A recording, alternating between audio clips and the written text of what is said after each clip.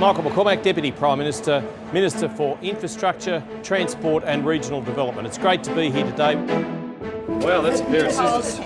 This is an epic grandstand for an epic stadium. There's always a lot of money being spent in the weeks leading up to an election. $6.5 million of federal funding under the Building Better Regions Fund. $15 million development, which will include 30 retirement village units. Before the 2019 election, a series of big funding announcements were made under what's known as the Building Better Regions Fund. Fact is, if there's not a re-elected Liberal Nationals government, the Building Better Regions Fund, that'll be the first thing that goes.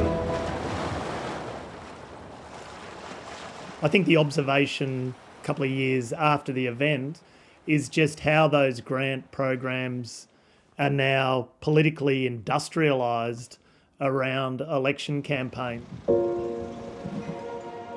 In the electorate of Cowper on the north coast of New South Wales, independent candidate Rob Oakeshott was gearing up to face off against the Nationals candidate Pat Conahan in a tightly fought race.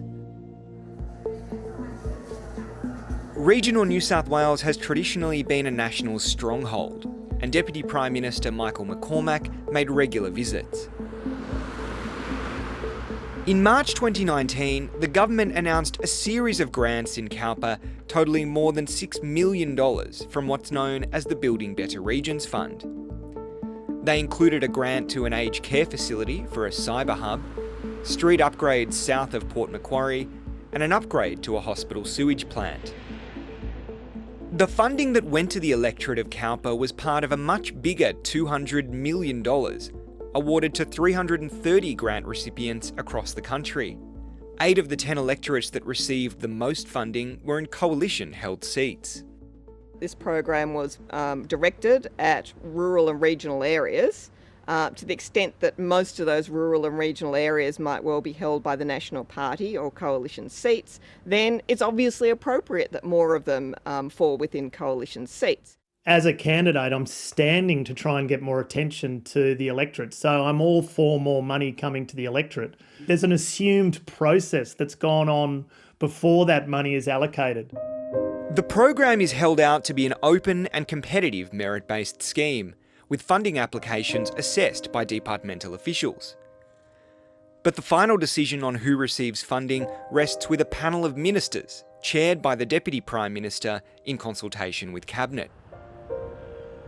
Frequently they do build in an extra level of discretion, but that in itself is problematic. They can completely overturn the entire assessment by saying, oh, well, we think that, for various other sorts of reasons, it's appropriate to put in completely different programs or projects. These documents reveal it was Michael McCormack and a secret panel of ministers who intervened in the selection of more than a third of the projects funded through the $200 million round of the Building Better Regions Fund.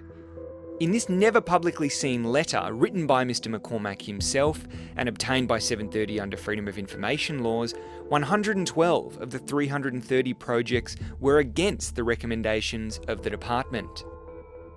If something isn't recommended by a department to a minister, then that shouldn't be considered over and above those that are. And what we're now seeing is not only industrialised interventions by ministers, we're not seeing the transparency and the explicit reasons given by ministers as to why they've made those decisions.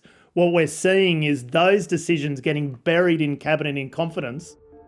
In his letter justifying the panel's decision to fund the projects against the department's recommendations, the Deputy Prime Minister said the regional spread of projects and the infrastructure priorities they addressed were key factors in overriding the department's advice.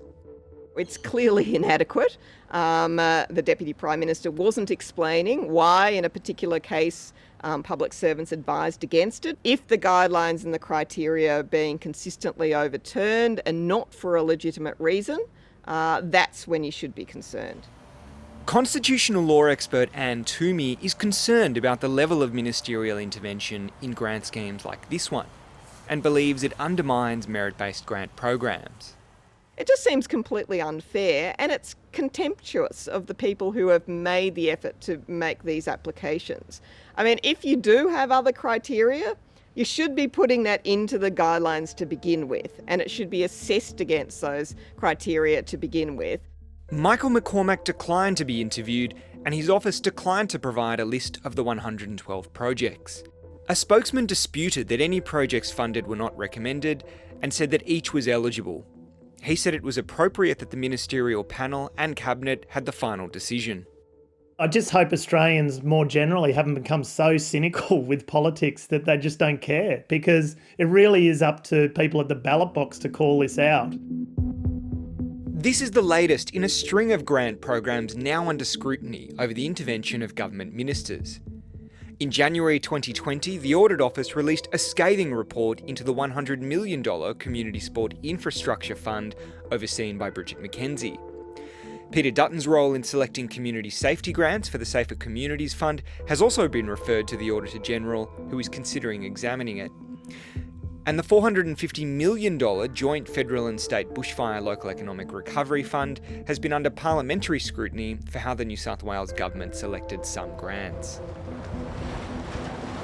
Rob Oakeshott lost the race for Cowper in 2019.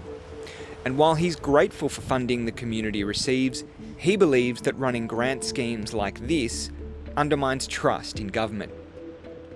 The cautionary tale is, where's that going to happen at future elections if there isn't a halt put on this grant funding without proper process that's developed over the last 5 to 10 years?